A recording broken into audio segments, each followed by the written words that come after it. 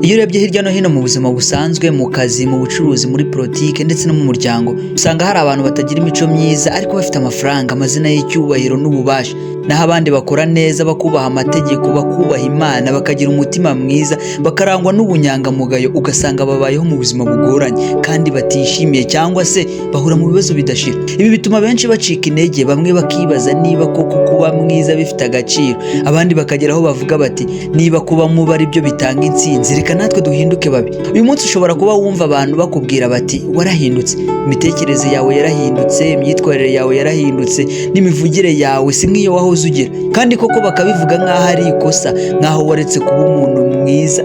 Ariko ikibabaje ni uko akenshi batazi ko aribo baguhinduye. Si uko wabyishakiye, si uko washakaga kuba mubi, ahubwo ni uko ibyo bagukoreye byagusigiye ibikomere. Hari abantu wagiriye neza bakaguhindura umusazi, hari abo wizeraga, hari abo wafashije bakagusuzugura. Ibyo byose bigenda biguhindura buhoro buhoro, bituma utangira kwibaza uti ese koko kugirira abantu neza, kubitangira no kubizera bimaze iki? Niyo mpamvu uyu munsi tugiye gusesengura ikibazo kibaza kurusha ibindi byose mu mateka ya muntu. Kubera iki abantu baba ari bo basa n'abahirwa kurusha abantu bazima? Ubwo ndavuga abantu beza, abantu b'inyangamugayo, abantu bitanga. Ese wigeze wicara ukareba umuntu w'umuhemu, umuntu w'umwicanyi, cyangwa umuntu wuzuye amayeri n'ubugome, maze ugasanga ariwe ufite amafaranga menshi, niwe wambaye neza kandi niwe usa neza cyane? Wowe urasenga, urakora cyane, uri inyangamugayo, ariko ugasanga ibibazo byaguhuriyeho biragusimburanya uko bwije n'uko bukeye, wibaza uti kuki njyewe? Iki kibazo ntabwo ari icyawe gusa. Mu gitabo cya Zaburi muri Bible, umwami Dawidi nawe yarabajije ati kuki inzira y'ababi ishoboka? N'umunyamategeko w'umugiriki Herodetus nawe yarabajije ati kuki isi iha amahirwe abatamwubaha? Ubwo ndavuga Imana.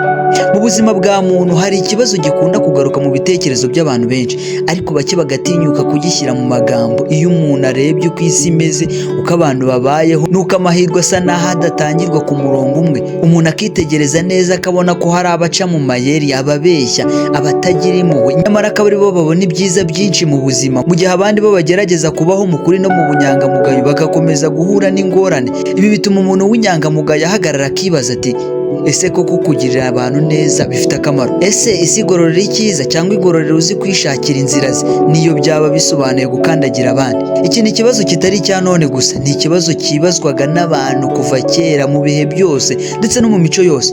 Iyo witegereje neza usanga abantu baba atari uko baba benshi kurusha abandi, ahubwo ni uko ibikorwa byabo bigaragara cyane.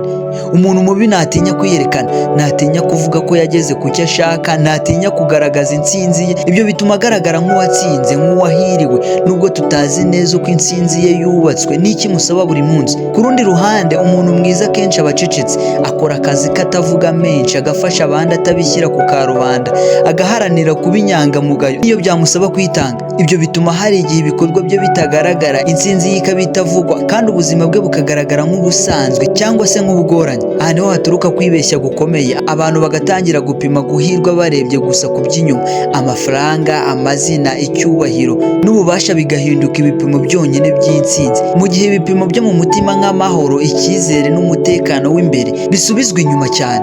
Hari abantu bafite byinshi mu bigaragara, ariko mu mutima bakaba bari mu ntambara ihoraho, batinya ejo hazaza, batinya gutakaza ibyo bafite, batinya ko ukuri kwabo kwamenyekana.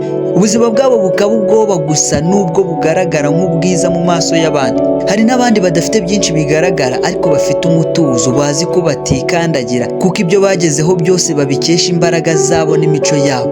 Nubwo bashobora kuba bataragera ku byo bifuza byose, baba bafite icyizere cy'uko bagenda mu nzira itazabasiga bafite ipfunwe. Ikibazo gikomeye rero si ukumenya niba abantu babi bahirwa kurusha abantu beza, ahubwo ni ukumenya icyo twita guhirwa. Ese guhirwa ni uguhita ugira byose uyu munsi niyo byaba bishingiye ku bintu by'abandi, cyangwa ni ukugenda wubaka ubuzima bufite umusingi ukomeye niyo byagusaba igihe kinini cyane? Isi ya none ikunda ibisubizo byihuse, ikunda umuntu ugaragara, umuntu uvuga cyane, umuntu werekana ko yageze ku rwego runaka. Ntihita ibona umuntu wubaka buhoro buhoro, wiga ku makosa ye, kandi wubaha inzira ndende iganisha ku ntsinzi irambye. Ni muri urwo rwego abantu babi bashobora gufata intera vuba, ntibagira imipaka ibahuza, ntibagira impungenge zo kubabaza abandi, ntibagira ubwoba bwo guca mu nzira zigoranye. Ibyo bituma babona ibisubizo byihuse, ariko ntibivuze ko ibyo bisubizo bifite umutekano w'igihe kirekire. Umuntu mwiza we akenshi ahagarara akibaza ku ngaruka z'ibikorwa bye, atekereza ku bandi, ku hazaza no ku gaciro k'izina rye. Ibyo bituma agenda buhoro, ariko buri ntambwe atera ikaba ifite igisobanuro n'umusingi. Ibi rero bigatuma hari igihe umuntu mwiza yumva acitse intege, akumva ari nk'uwasigaye inyuma, akumva isi itaramubonamo agaciro, akumva ko kuba inyangamugayo ari umutwaro wo kuba ishema. Ariko amateka y'ubuzima twigisha ko intsinzi yihuse akenshi iba ifite iherezo ryihuse. Ibyubakiye ku kinyoma, kuri ruswa cyangwa mu gukandagira abandi, nubwo byasa n'ibihamye mu ntangiriro, biba bifite intege nke zidatinze kugaragara. Icyiza cyo kubaho neza ni uko gishobora gutinda kugaragara, ariko kigira imizi. Iyo kigaragaye kiba gifite umusingi ukomeye udashobora gusenywa n'umuyaga muto. Iyi niyo mpamvu umuntu mwiza adakwiye kwigereranya n'abandi arebye ku byo bafite uyu munsi, ahubwo akwiye kwibaza ati ni ubuhe buzima ndi kubaka, niyo ntsinzi nshaka kugeraho, iy'igihe gito cyangwa iy'igihe kirekire. Iki kiganiro kigamije gufasha umuntu wese wumva atengushwe n'uko isi imeze, kikamwibutsa ko kuba mwiza atari ubupfapfa, ahubwo ari urugendo rumusaba kwihangana n'ubwenge. Si ukugira ngo umuntu yemere gukandagirwa, ahubwo ni ukugira ngo amenye uko ahuza imico n'ubwenge, akagira imipaka kandi agakomeza kubaha indangagaciro ze.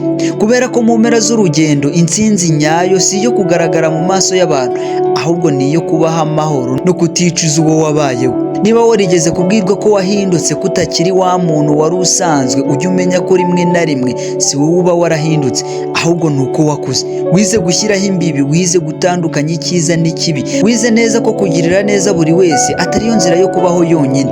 Ibyo si ubugome, ahubwo ni ubwenge. Kuba inyangamugayo biratinda, ariko bigera kure. Ikibi kiriruka, ariko kirananirwa mu iherezo. Buri wese ahabwa umusaruro w'ibyo yabibye. Ntugapime ubuzima bwawe ku byo abandi bagezeho uyu munsi, ahubwo bupime ku cyo urimo kubaka ejo hazaza. Gumana indangagaciro zawe, kuko igihe kizabiguhamiriza. Reka ngusabe rero, niba hari icyo wungutse uyu mwanya, ntiwibagirwe gusangiza abandi iyi video, ukandaho kuri share na subscribe, kandi wibuke ko icyiza gishobora gucecekeshwa ariko ntigipfa. Amahoro, ndabakunda.